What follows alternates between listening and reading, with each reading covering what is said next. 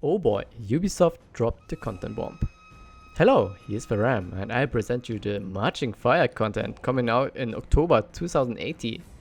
So, in fact, we have 4 new heroes, Chinese warriors. Okay, let's check them out.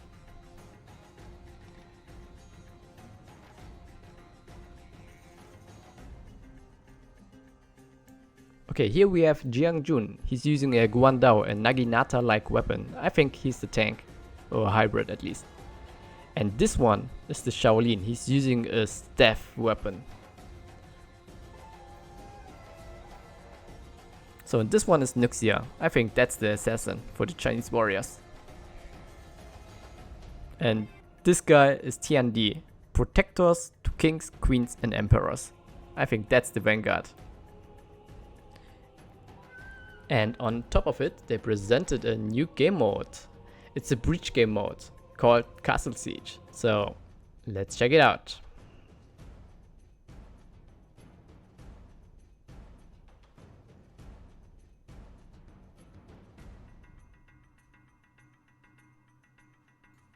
Yeah, with the Marching Fire, we have a new game mode called Castle Siege. Yeah, in this game mode, we have 2 teams, the attacker team and the defender team. The goal for the attackers is to kill the king inside the castle. Here, it's a huge warden with a lot of damage, huge HP pool and different moveset like the casual warden. Yeah, and the job for the defenders is easy. Just defend all enemy attackers until we reach 0 tickets. The attacker starts with 20 tickets. So reviving is super important. We can see here 2 different power-ups, the speed power-up and the shield power-up for the attackers. So the attackers are not a huge disadvantage. And the defenders have access to the ballistas. And here we can see a ladder leading towards to the ballistas. So I think it's possible for the attackers to reach the ballistas to keep them busy.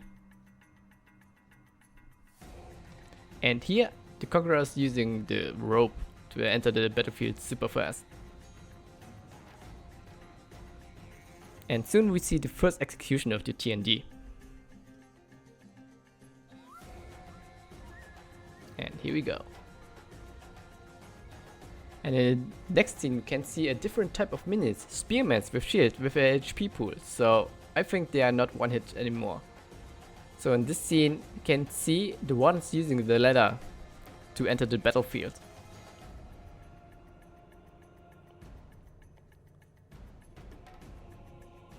So in this scene you can see in the upper right corner the status of the battery ram and the gate door. So we can see they both took some serious damage.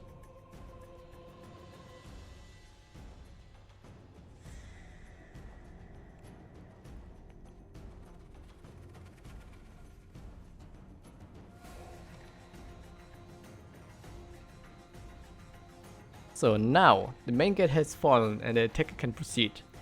In the next scene we can see 2 side lanes. So on the left one we can see an archer point taking the attackers under serious missile fire. So it's important for the attackers to take all the archer points.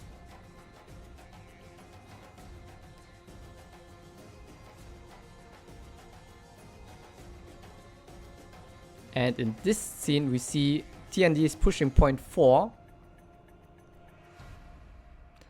So he's killing all the enemy archers and capturing point 4. And the advantage for the attackers is, let's see.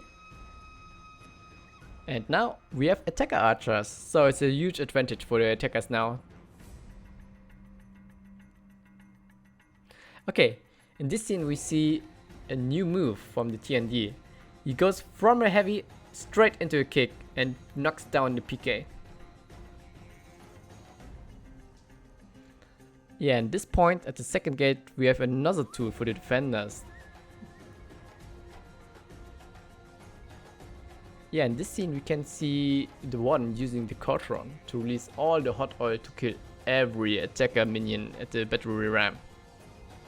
So it's super important for the attackers to keep this zone clear. Yeah, and the Cotron is cooldown based, so a reuse is possible.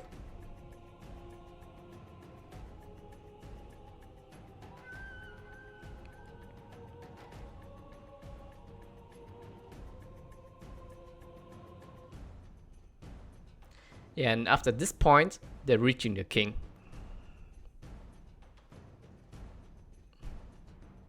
Yeah, that's the king, and he has a lot of HP, and you can't underestimate his damage. We can see here an unblockable move. So this one doesn't connect, but let's see.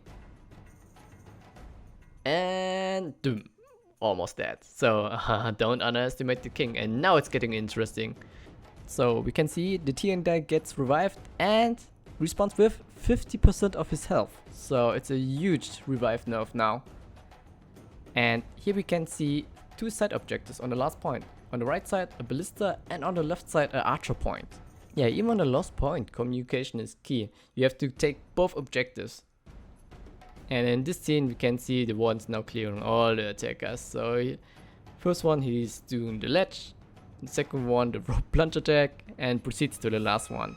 And you can see on the top screen there's a timer, and I think the attackers have no unlimited time to kill the king.